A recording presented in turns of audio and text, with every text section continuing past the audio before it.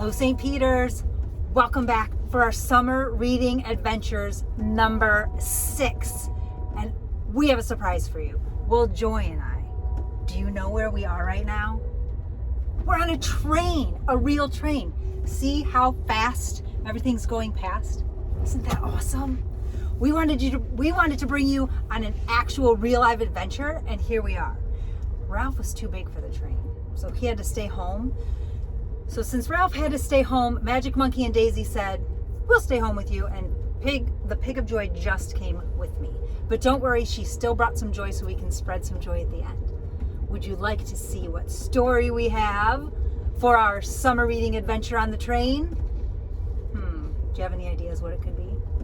Well, let's look in our pack and find out. What do we have in here today? As always, you always have your water on your summer adventures, right? It's so hot outside. Here's the book. Do you recognize it? All right, before we read it, we have to get ready. Is everyone ready? Joy, are you ready?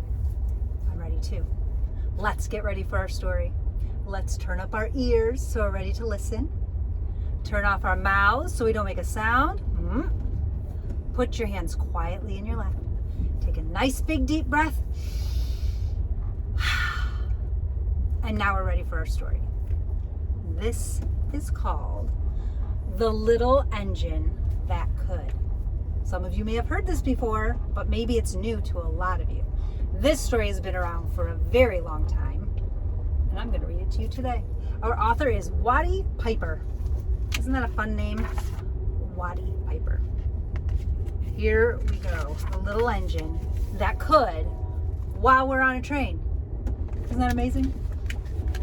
All right, here it is. Chug, chug, chug. Puff, puff, puff. Ding dong, ding dong. The little train rumbled over the tracks. She was a happy little train. Look at that. Look at those giraffes. For she had such a jolly load to carry. Her cars were filled full of good things for boys and girls. There were toy animals, giraffes with long necks, teddy bears with almost no necks at all, and even a baby elephant. Then there were dolls with blue eyes and yellow curls, dolls with brown eyes and brown bobbed heads, and the funniest little toy clown you ever saw. And there were cars full of toy engines, airplanes, tops, jackknives, picture puzzles, books, and every kind of thing boys or girls could want. Wow, look at all those toys. You ever heard of a train that's carrying toys? I'm not on that kind of a train, but it's still very fun. And if you notice, sometimes you're going to hear a train whistle in the background, and sometimes it's going to get bouncy when I read the book. That's part of being on the train. Let's see how this train ride goes for this story. Oh, but that was not all. Some of the cars were filled with all sorts of things for boys and girls to eat. Big golden oranges, red-cheeked apples, bottles of creamy milk for their breakfasts, fresh spinach for their dinners, peppermint drops and lollipops for after-meal treats. Do you like any of those? I like all of those foods. The little train was carrying all these wonderful things to the good little boys and girls on the other side of the mountain. She puffed along merrily. Then all of a sudden she stopped with a jerk. She simply could not go another inch. She tried and she tried, but her wheels would not turn. Oh no. I wonder what's going to happen. What were all those good little boys and girls on the other side of the mountain going to do without the wonderful toys to play with and the good food to eat? "Here comes a shiny new engine," said the funny little clown who jumped out of the train. "Let us ask him to help us." So all the dolls and toys cried out together. "Please, shiny new engine, won't you please pull our train over the mountain? Our engine has broken down, and the boys and girls on the other side won't have any toys to play with or good food to eat unless you help us." But the shiny new engine snorted. "I pull you? I am a passenger engine. I have just carried a fine big train over the mountain with more cars than you ever dreamed of. My train had sleeping cars with comfortable berths, a dining car where waiters bring whatever hungry people want to eat, and parlor cars in which people sit in soft armchairs and look out of big plate glass windows.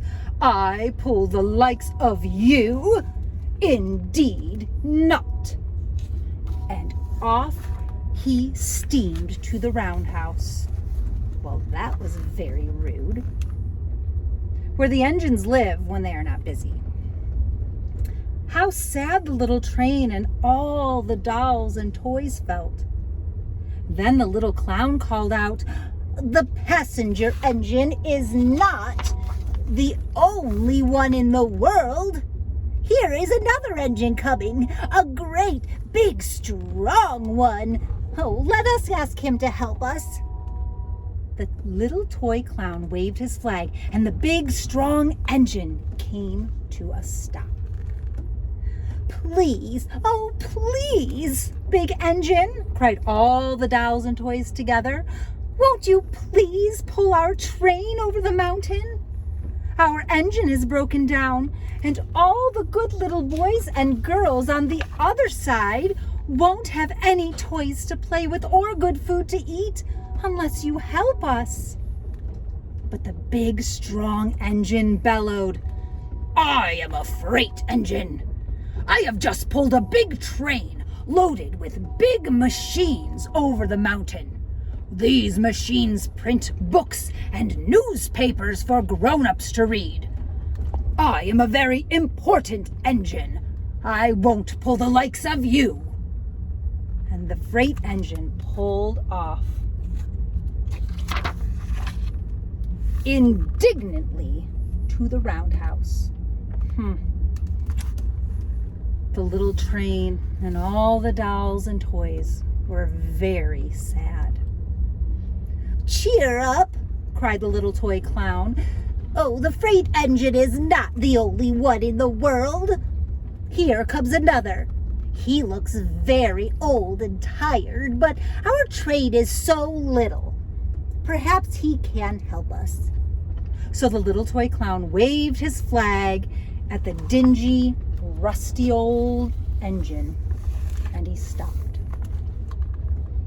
"Please, kind engine," cried all the dolls and toys together, "won't you please pull our train over the mountain? Our engine is broken down, and the boys and girls on the other side won't have any toys to play with or good food to eat unless you help us." But the rusty old engine sighed.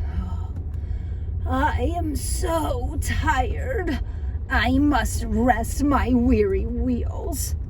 I cannot pull even so little a train as yours over the mountain. I cannot. I cannot. I cannot." And off he rumbled to the roundhouse, chugging, "I cannot. I cannot. I cannot." Then, indeed, the little train was very, very sad, and the dolls and the toys were ready to cry. But the little clown called out, "Oh, here is another engine coming, a little blue engine, a very little one. Maybe she will help us." The very little engine came chugging merrily along. When she saw the toy clown's flag, she quickly stopped. Do you think she's going to help? I don't know. They've asked so many trains. Maybe she's too little to help.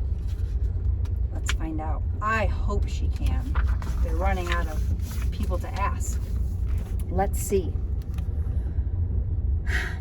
What is the matter, my friends? She asked kindly. Oh, little blue engine, cried the dolls and toys. Will you pull us over the mountain? Our engine is broken down, and the good boys and girls on the other side won't have any toys to play with or good food to eat. Unless you can help us. Please, please help us, little blue engine. Well, I'm not very big, said the little blue engine. They use me only for switching trains in the yard.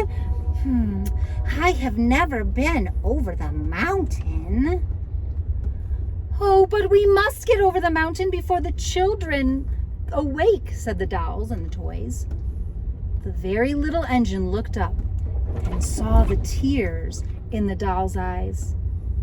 And she thought of the good little boys and girls on the other side of the mountain who would not have any toys or good food unless she helped. Then she said, I think I can. I think I can. I think I can. And she hitched herself to the little train. She tugged and pulled and pulled and tugged, and slowly they started off. The toy clown jumped aboard, and all the dolls and the toy animals began to smile and cheer. Puff, puff, chug, chug went the little blue engine. I think I can. I think I can. I think I can. I think I can. I think I can. I think I can. I think I can. I think I can. I think I can. Up, up, up, faster and faster and faster and faster the little engine climbed until at last they reached the top of the mountain. Down in the valley lay the city. Hooray! Hooray! Cried the funny little clown and all the dolls and toys. The good little boys and girls in the town will be happy because you helped us, kind little blue engine.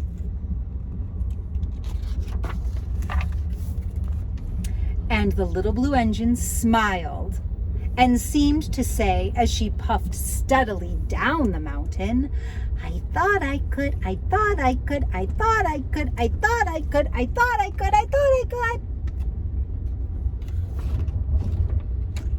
Let's see. Oh,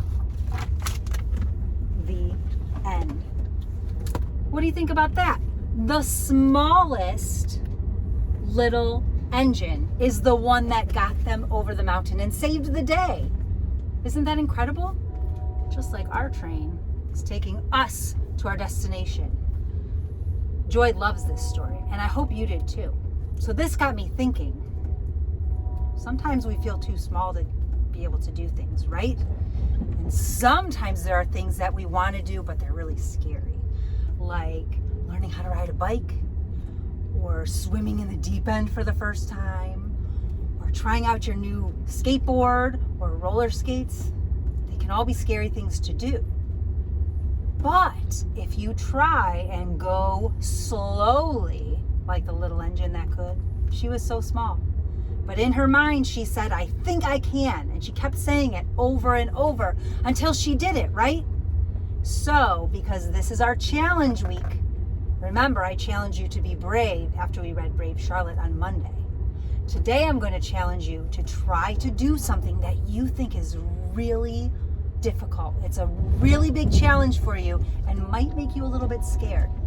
Think of the little engine that could, and think of all those people that she made so happy, those dolls and the toys and the children down below, just because she kept trying.